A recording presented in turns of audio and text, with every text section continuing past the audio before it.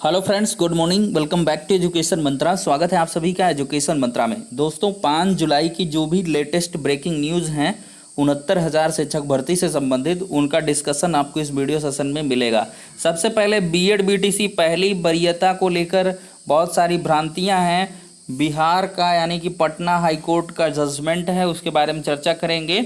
और इसके बाद इस जिले के काउंसलिंग डॉक्यूमेंट्स वापस हो रहे हैं। हाथरस जिले के काउंसलिंग डॉक्यूमेंट्स वापस हो रहे हैं। ऑफिशियल नोटिफिकेशन जारी हुआ है और समाचार पत्र में भी विज्ञप्ति प्रकाशित कर दी गई है। आखिरकार इन सारी परिस्थितियों को देखते हुए भर्ती प्रक्रिया कब तक कंप्लीट हो पाएगी, इस पर भी आपको विस्तृत परिचर्चा देखने के लिए मिल जाएगी। तो चलिए दोस्तों, वीडियो सेशन को यहीं पर लाइक और शेयर कर दीजिए और चैनल पर नए हैं तो सब्सक्राइब करके बेल आइकन को भी प्रेस करना ना भूलें, क्योंकि इससे लेटेस्ट वीडियोस की नोटिफिकेशन आप सभी को लगातार मिलती रहेगी।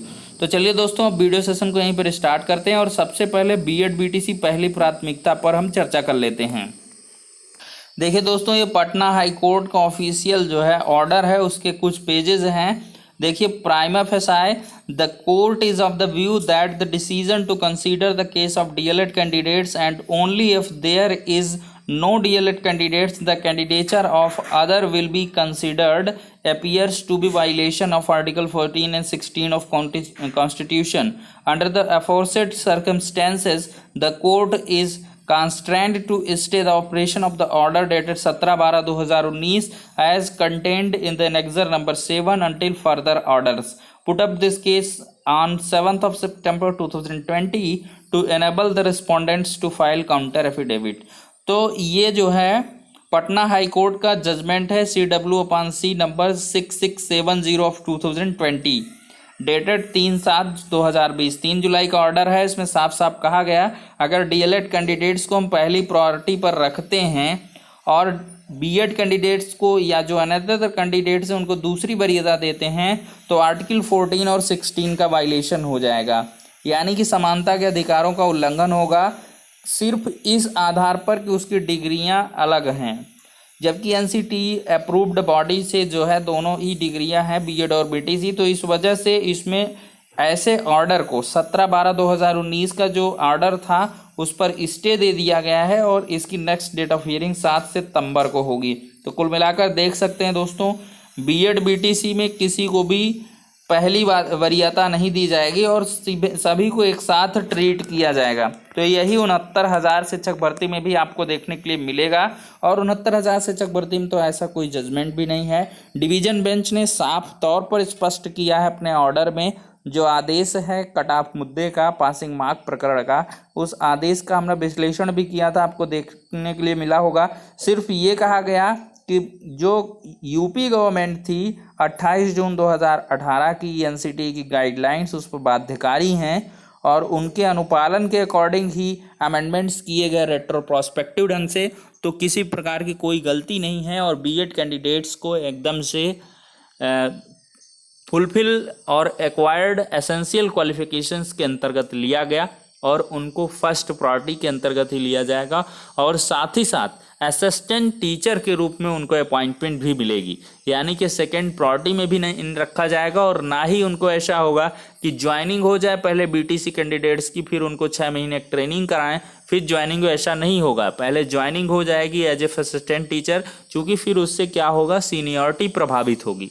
तो इस वजह से सभी को एक साथ ज्वाइनिंग मिलेगी। डिवीजन बेंच का ऑर्डर आप पढ़ सकते हैं 156 of 2019, Raghavendra Pratap Singh and others. तो इस मामले को अगर बृहद रूप से पढ़ेंगे तो अवश्य ही आपको ये चीज़ें देखने के लिए मिलेंगी। पंकज कुमार जायसवाल जी का जजमेंट है। तो कुल मिलाकर बीएड कैंडिडेट्स जो है निश्चिंत रहें, लेकिन जो है वहाँ पर सुप्रीम कोर्ट में जो कल हियरिंग होनी है 6 जुलाई को, बेहद महत्वपूर्ण है। उसमें भी इसी प्रकार के बिंदु रखे गए हैं, बीएड को द्वितीय वरीयता में रखी जाए, बीटीसी जो कैंडिडेट्स हैं या डीएलएड हैं, बीएलएड हैं, उनको पहली प्राथमिकता में रखा जाए। यानी कि जो 1 to 5 वाले कोर्सेज हैं या डिप्लोमा है उनको फर्स्ट प्रायोरिटी पर रखा जाए और बीएड को सेकंड वरीयता पर रखा जाए, या इसके बाद बीएड कैंडिडेट्स को बाहर का रास्ता ही दिखा दिया जाए। ऐसी प्रेयर की गई हैं।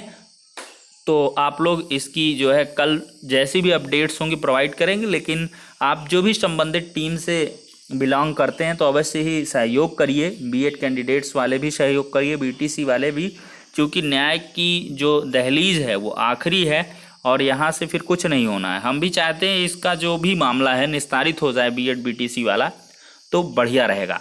अब देखिए, कुल मिलाकर काउंसलिंग डॉक्यूमेंट्स को वापस किया जा रहा है। यहाँ पर आप देख सकते हैं जिला बेसिक शिक्षा अधिकारी कार्यालय हाथरस की ये विज्ञप्ति है, ऑफिशियल है एकदम से। उत्तर प्रदेश के बेसिक शिक्षा परिषदीय विद्यालयों में 69,000 सहायक अध्यापक भर्ती प्रक्रिया के अंतर्गत जनपद हाथरस में दिनांक 3/6/2020 को संपन्न काउंसलिंग में प्रतिभाग करने वाले अभ्यर्थियों को सूचित किया जाता है कि वह स्वयं प्रमाणित पत्र प्राप्ति रसीद यानी कि मूल प्रति सहित कार्यालय जिला बेसिक शिक्षा अधिकारी हाथरस में 16, 17, 18 जुलाई 2020 को कार्यालय अवधि में उपस्थित होकर यानी कि 10 से 4 के बीच बैंक ड्राफ्ट वगैरह प्राप्त कर लें। मूल प्रमाण पत्र संबंधित अभ्यर्थी के अतिरिक्त अन्य किसी को वापस नहीं किया जाएगा। किसी प्रकार की अन्य जानकारी है तो मोबाइल नंबर इतने पर आप संपर्क भी कर सकते हैं। एक मोबाइल नंबर दिया गया है। मनोज कुमार मिश्र जी हैं, जिला बेसिक शिक्षा अधिकारी हाथरस, इनके द्वारा ये ऑफिशियल नोटिफिकेशन 4 जुलाई को निकाला गया। तो आप जो भी हाथरस जिले में काउंसलिंग करवाए हैं तो आराम से आप लोग ये कर सकते हैं। और दोस्तों, यहाँ एजुकेशन मंत्रा यूट्यूब चैनल से अपील करना चाहेंगे कि ऐसे सभी अभ्यर्थी जिन्होंने अपने होम डिस्ट्रिक्ट में काउंसलिंग करवाई है तो वो लोग फटाफट क्या करें कि जो है अपने ज़िले में जाकर पता कर लें, जिला बेसिक शिक्षा अधिकारी कार्यालय में, जिससे कि हज़ारों आपके जो भी दोस्त हैं वो एक फैमिली की तरह हैं, उनकी भी हेल्प हो सके। अगर डॉक्यूमेंट्स वापस हो रहे हैं तो वहाँ की विज्ञप्ति की फ़ोटो वगैरह खींच लें और उसको जो है हमारे जीमेल अकाउंट में, जिसका नंबर है एजुकेशन मंत्रा, एजुकेशन फिर MANTRA मंत्रा 91@gmail.com, यहाँ पर आप मैसेज करके उस विज्ञप्ति को दे दें तो हम फिर टेलीग्राम चैनल में भी शेयर कर देंगे और इसके साथ ही साथ वीडियो भी बना देंगे तो हर एक के पास वो पहुंच जाएगा। जैसे अब हाथरस वालों के लिए एक अच्छी खबर है कि 16, 17, 18 को ये लोग अपने डॉक्यूमेंट्स जाकर वापस ले आ सकते हैं। तो ठीक है दोस्तों, वैसे जो है बढ़िया किया BSA साहब ने, अभी से विज्ञप्ति निकाली है, 16, 17, 18 तक सर्कुलेट हो ही जाएगी और सभी लोगों तक पहुँच भी जाएगी। तो धीरे धीरे बहुत सारे ज़िलों के जो मतलब डॉक्यूमेंट्स हैं वो वापस हो रहे हैं। कन्फर्म्ड है प्रतापगढ़ का और अमेठी का, अब हाथरस का, ये तीसरा जिला है कुल मिलाकर कन्फर्म है। एक जो है लखीमपुर खीरी का हाथ से लिखा हुआ आ रहा है, तो आप लोग लखीमपुर खीरी वाले जो भी हैं तो थोड़ा सा कंफर्म करें कमेंट बॉक्स में, क्या वहाँ वाकई में डॉक्यूमेंट्स वापस हो रहे हैं। हालांकि कोई समय अवधि नहीं दी गई है कि कब वापस होंगे, बस ये कहा गया है कि 10 से 4 के बीच कार्यालय की समय अवधि में आप लोग काउंसलिंग डॉक्यूमेंट्स को वापस ले सकते हैं। तो कुल मिला के काउंसलिंग डॉक्यूमेंट्स की न्यूज़ थी। अब दोस्तों देखिए क्या है कि विभिन्न प्रकार के प्रकरण लगे हुए होंगे तो आप लोग इनसे काफ़ी चिंतित हैं कि डॉक्यूमेंट्स भी मतलब वापस किए जा रहे हैं। आखिरकार वजह क्या बहुत ज़्यादा लंबी जाएगी? देखिए लंबी नहीं जाएगी भर्ती। इसमें क्या है कि फर्स्ट राउंड जो काउंसलिंग है वो निष्प्रभावी है, निष्फल है, वो पूरी तरीके से रद्द है। अब सेकेंड राउंड में जो काउंसलिंग होगी मतलब री काउंसलिंग होगी, सबकी फिर से काउंसलिंग होगी। 2 छाया प्रतियाँ आपकी खराब चली गई, जो मूल दस्तावेज जमा कर दिए गए तो उनको आपाधापी करनी पड़ेगी दौड़ भाग करके। अगर वहाँ के जिला बेसिक शिक्षा अधिकारी द्वारा वापस करने की प्रक्रिया अपनाई गई है तो आपको वापस लाना पड़ेगा, अदरवाइज आपके वहीं पर जमा रहेंगे। और जब जो है कोर्ट से कोई ऑर्डर आता है, सुप्रीम कोर्ट से, चूँकि 14 जुलाई को सुनवाई है, 14, 15, 16, 17 में वहाँ से मामला फाइनल होने की पूरी उम्मीद है। अवश्य ही फ्रूटफुल रिजल्ट आएंगे। 51,112 पोस्ट पर भी जो है कन्विंस्ड है गवर्नमेंट कि वहाँ पर भी एडजस्टमेंट किया जा सकता है। तो अब यहाँ से तो भर्ती प्रक्रिया के एकदम प्रोसीड ही कर देना चाहिए जज साहब को, या तो इस मामले पर पूरी सुनवाई करके फाइनलाइज कर दें क्या कुछ ऑर्डर है और उसके अकॉर्डिंग जो है भर्ती प्रक्रिया कंप्लीट होना है। नकारात्मक आप बिल्कुल ना रहें। अब विद्यालय भी खुल चुके हैं, शिक्षकों का आवागमन जो है वो चल रहा है, तो इस बीच क्या है आराम से ज्वाइनिंग वगैरह भी हो जाएगी। तो इसके लिए टेंशन ना लें। आपकी जैसे ही कोर्ट केस की प्रोसीडिंग वगैरह पूरी होंगी तो अवश्य ही आपकी काउंसलिंग होगी और फिर से आपको जो है काउंसलिंग करवा के डॉक्यूमेंट्स जमा करके DD वगैरह अगर 3 महीने के ऊपर तो हुई नहीं है तो अभी आप लोग जो है उसको यथावत जमा कर दें आराम से, कोई दिक्कत नहीं है। लेकिन इसके बाद अगर रिन्यूअल का कोई ऑप्शन मांगते हैं, चूँकि क्या होता है कि 3 महीने के बाद ये मतलब रिन्यूड मांगता है। सचिव बेसिक शिक्षा परिषद प्रयागराज वो पहुंच नहीं पाती हैं अपना कलेक्शन करना, फिर उनको सचिव तक पहुंचाना, तो इसमें थोड़ा सा वक्त लग जाता है, तो वो रिवर्ट होके आ जाया करती हैं। तो कोई दिक्कत नहीं, अगर आपने संबंधित जो है अपने बैंक अकाउंट से बनवाया है तो आप उसका रिन्यूअल भी बाद में करवा सकते हैं। तो फिलहाल के लिए दोस्तों बिल्कुल परेशान ना हो, भर्ती प्रक्रिया अगस्त में पूरी हो जाएगी, पूरा का पूरा बहुत ही मैक्सिमम अगर जाएगी तो अगस्त तक जाएगी। अगस्त में आप लोग अपने विद्यालयों में होंगे और कमेंट बॉक्स के माध्यम से अवश्य ही आप अगस्त में बताएंगे, इसी वीडियो में आप लोग कमेंट करिएगा।